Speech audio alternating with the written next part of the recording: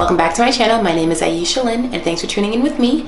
Today we're going to get into 5 elements that healthy hair absolutely needs. These are must-haves for you in my book, so stick around with me and let's just jump right on in. But before we go anywhere, make sure that you hit that subscribe button and check out IeshaLynn.com for more curls and travel.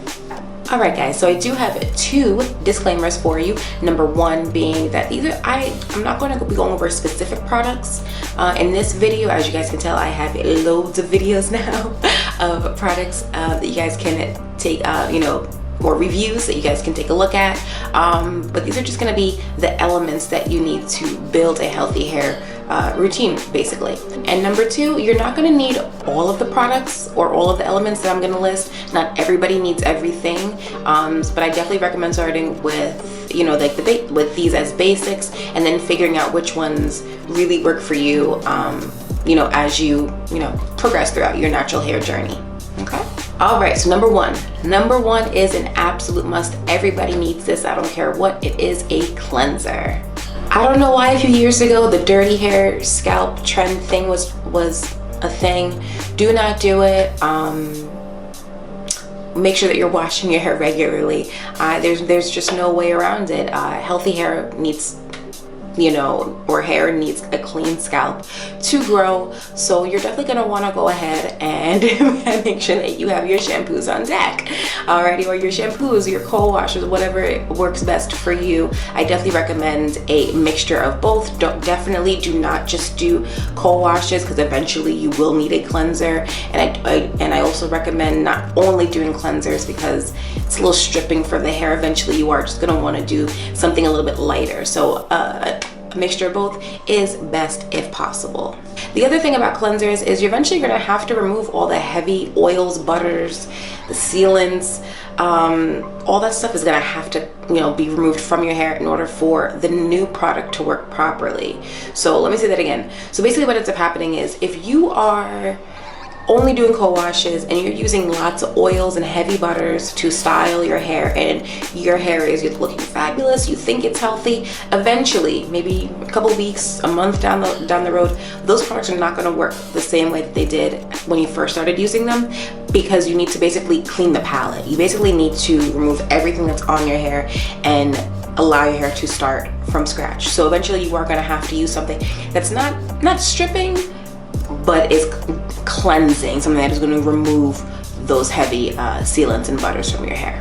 Number 2, deep conditioners. Now this is another one that I absolutely highly recommend. I beg you to please deep condition your hair every time that you wash your hair. If not on at least a weekly basis. And that's what I do. Every week I definitely deep condition my hair, even if I'm not able to get out of the shower and use heat, which I recommend. I do make sure that, if I only have a couple minutes, that's the first thing I do is I wash, deep condition my hair, and then slowly take my time with the rest of my body while I'm in the shower, to make sure that it has enough time to do what it needs to do. And the idea behind deep conditioners is that the fatty alcohols and the butters and the sealants, or not the sealants, but the butters in the deep conditioner, they're filling in the holes along your hair shaft, thus making the hair shaft smoother, making your hair lay flatter, less frizzies.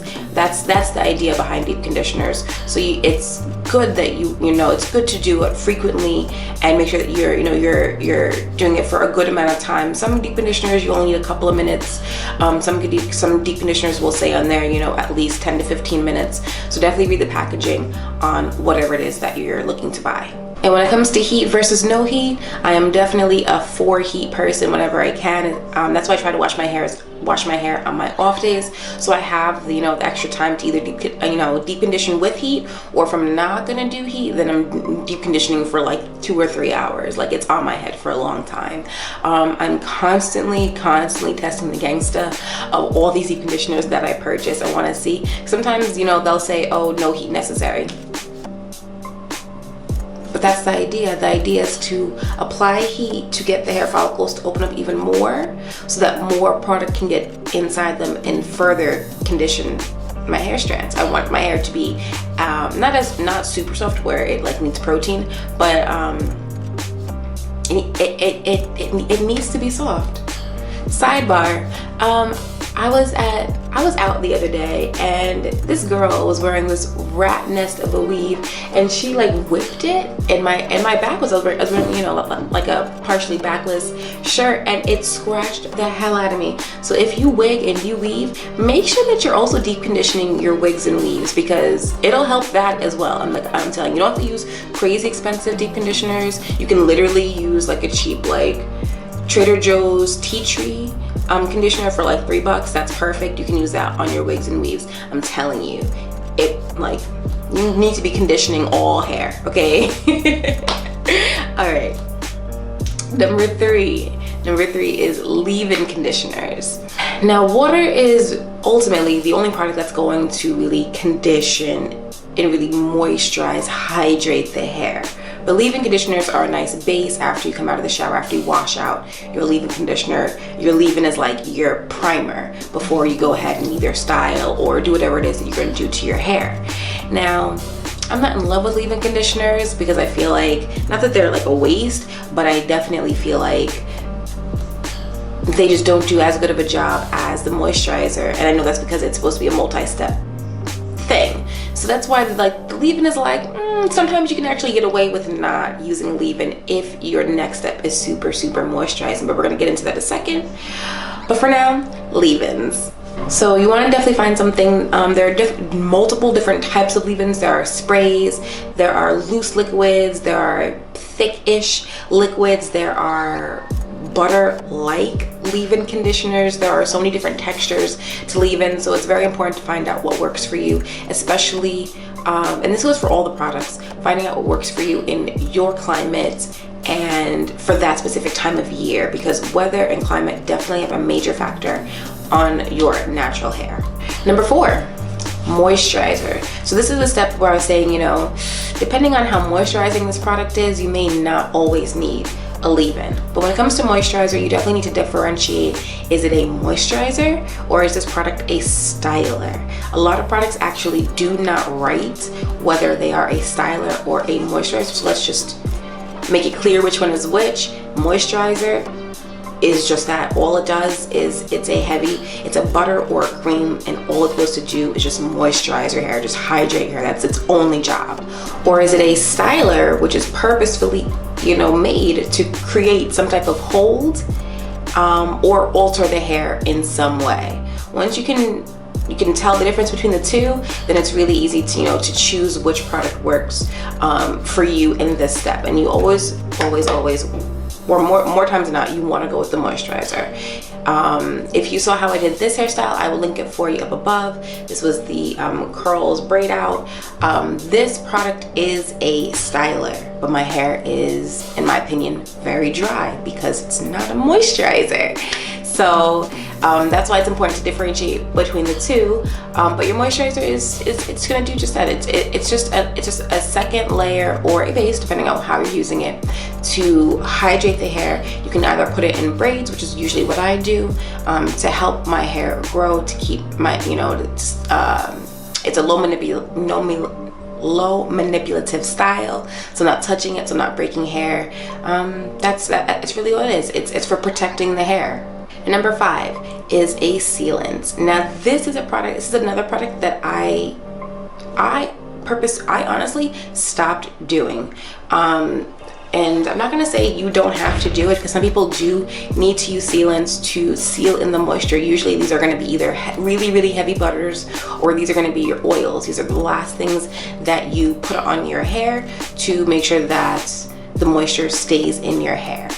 Now, like I said, some people don't need it. For me personally, I actually saw, this is kind of like a hair growth, I guess, like tidbit.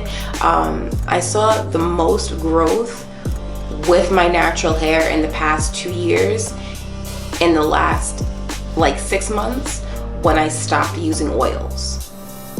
So let me say that again in simpler terms. I basically stopped using oil and my hair grew faster. I don't know why, but that's what worked for me. So I'm still including it in here because sealants are important if you are transitioning or if you're new to natural, you know, you're just starting out. But if you've gone through, you know, that stage of natural hair where your hair is like at a plateau where it's just not growing for a while, sometimes it helps to just switch up the routine that you've been doing for the past few years. And this was the first thing that I was like, I don't think I need this. This is an extra step. See, I don't need to put oil, you know, on after every hairstyle, and I stopped doing it. And I just made sure that when I do not put oil, I make sure that I moisturize more often. So less oil, but more, you know, midweek, you know, instead of like what I would do is I would, you know, put a moisturizer and braid out my hair after, you know, or and braid my hair after washing for the week and apply oil, and that was it, you know, for like 5-6 days until I was ready to wash again. Not anymore. Now I leave off the oil and I'll reapply moisturizer, you know, midweek, maybe like Wednesday or like Thursday. And that after doing that for a couple months, I definitely saw a difference. That's when I was like, oh wow, my hair is like halfway, it's more than halfway down my back. My hair is down my back. That's when I saw that. So those are my 5 elements of healthy black natural hair. These are the 5 things that I feel like are must-haves in your regimen. If you have any other suggestions, please drop me a comment down below so that others can, you know, gain from your knowledge. If you have any questions, also drop me a comment down below. But until next time, guys, stay home, stay healthy, and stay safe. And I'll check you then. Bye-bye.